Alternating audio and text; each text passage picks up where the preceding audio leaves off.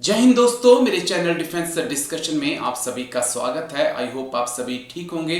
शाम के 7 बज चुके हैं और डिफेंस से जुड़ी तमाम अहम बड़ी खबरें लेकर मैं आपके सामने हाजिर। जनवरी की परेड कुछ खास होने वाली है, कुछ हटकर होने वाली है। आप इस बार भी टैंक तोहफे तो देखेंगे, जवानों की कदमताल भी देखेंगे, लेकिन इस बार जो है आपको इस 26 जनवरी की परेड में बैक्टीरियन ऊंट, शिकारी पक्षी और मूक योद्धा भी दिखाई पड़ेंगे, जो बैकबोन हैं इंडियन आर्मी की। दोस्तों, जरा इन तस्वीरों को देख लीजिए।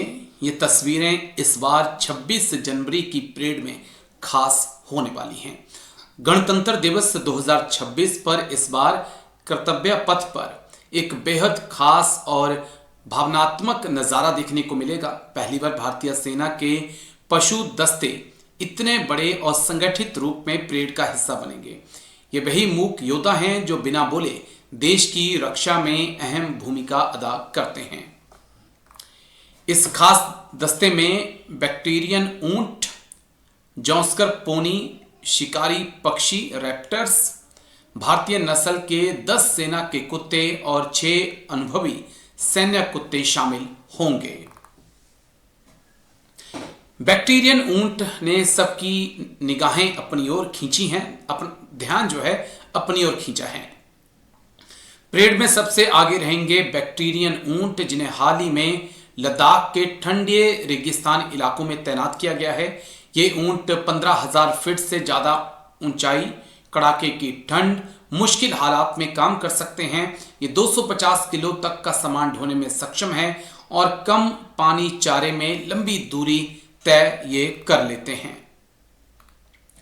जौंस्कर पोनी यानी कि छोटे कद में बड़ी ताकत। इसके बाद नजर आएंगे जौंस्कर पोनी, जो लद्दाख की दुर्लभ और स्वदेशी नस्ल है। ये पोनी -40 डिग्री तापमान में भी काम कर सकती है। सियाचिन जैसे इलाके में ये सैनिकों के साथ गश्त करती है और 40 से 60 किलो वजन लेकर चलती है। सेना के असली मूक योद्धा परेड का सबसे भावुक हिस्सा होंगे भारतीय सेना के कुत्ते, जिन्हें मूक योद्धा भी कहा जाता है। ये कुत्ते आतंकवाद विरोधी अभियानों, बम और बारूदी सुरंगों की पहचान, खोज बचाव और आपदा राहत कार्यों में अहम भूमिका अदा करेंगे। शिकारी पक्षी और आधुनिक सोच। परेड में शामिल शिकारी पक्षी सेना की आधुनिक रणनीति का प्रतीक है। इनका इस्तेमाल निगरानी और हवाई सुरक्षा जैसे अहम कामों में किया जाता है। चलिए दोस्तों, एक और बड़ी खबर। जिस वक्त नए साल का इंतजार किया जा रहा है, पूरा देश जश्न के माहौल में है और शुभकामनाएं दी जा रही हैं, लोग सेलिब्रेट कर रहे हैं सड़कों पर, पब्स में, होटलों में। उसी वक्त भारतीय सेना के जवान -30 डिग्री में खड़े होकर देश की सरहदों की रक्षा कर रहे हैं। एक सैल्यूट तो भारतीय सेना के जवानों के नाम बनता ही है।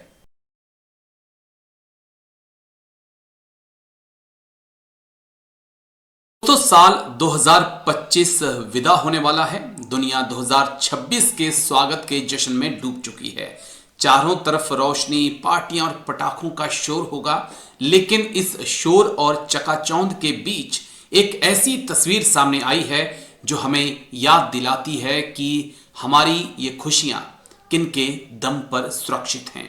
सोशल मीडिया पर भारतीय सेना के वीर जवानों का वीडियो वायरल हो रहा है, जो -40 डिग्री की जानलेवा ठंड में भी मुस्तैदी से देश की रक्षा कर रहे हैं।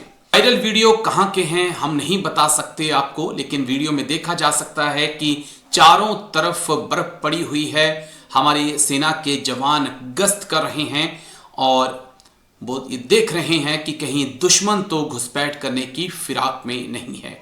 अगर आसपास का माहौल देखकर अंदाजा लगाया जाए कि तापमान कितना है, तो यकीन मानिए कि -40 डिग्री के आसपास यहां तापमान हो सकता है। इसलिए नए साल पर अपने रियल हीरोज को जय हिंद तो बनता ही है। जय हिंद इंडियन आर्मी।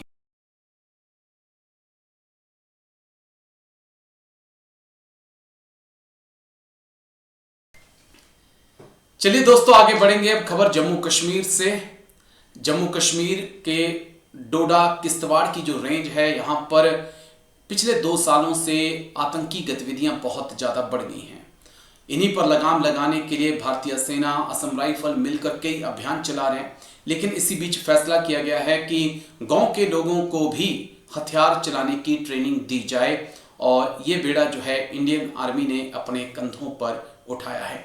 डोडा से जो तस्वीरें सामने आई हैं वो दिल जीतने वाली हैं। करना है, ये मैगजीन कैच होता है, ये वाला, इस कैच को दबाना है और इसको सीधा निकाल देना है। इसको थोड़ा सा साइड दबाना है। बहुत बढ़िया, गद्दी के साथ बैठ जाओ। ये कमर टच रहनी चाहिए एक दूसरे, कैसे लेना है, हाँ एक दूसरे का अपोजिट, हाँ थोड़ा एक दूसरे टच।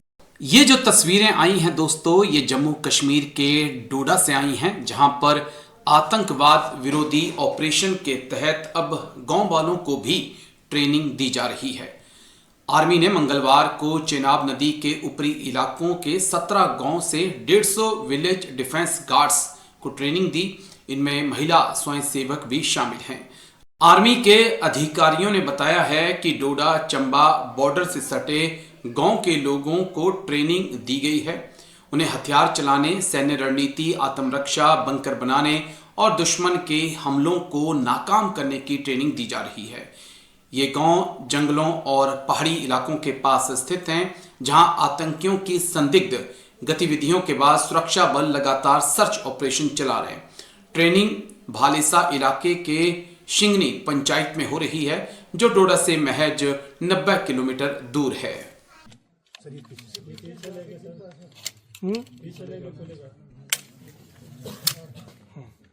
करना है, ये मैगजीन कैच होता है, ये वाला, इस कैच को दबाना है और इसको सीधा निकाल देना है। इसको थोड़ा सा साइड दबाना है, थोड़ा जोर से प्रेस कीजिए। आप इसको हथियार को सीधा रखो, देखो यहाँ रखो, ऐसे रखो, एक हाथ से यहाँ पकड़ो, हाँ निकल गया। अभी बाकी जो कार्रवाई बताइए उसको कीजिए। हाँ इसको निकाल के रख दो। अब इसको पकड़ो, मैंने कैसे बताया था आपको वैसे करो। हाँ बहुत बढ़िया, रख दो, नीचे रख दो जमीन में, हाँ रख दो, हथियार को रख दो। हाँ हो गया। अभी वापस जैसे आपने खोला वापस जोड़ो उसको। अभी जोड़ते समय क्या करेंगे, जो पुर्जा सबसे लास्ट में खुला है वो सबसे पहले जोड़ा जाएगा, ये ध्यान रखना आप लोगों ने, ठीक है। जो चीज सबसे लास्ट में खुलती है सबसे पहले जोड़ी जाती है। जोड़िए आप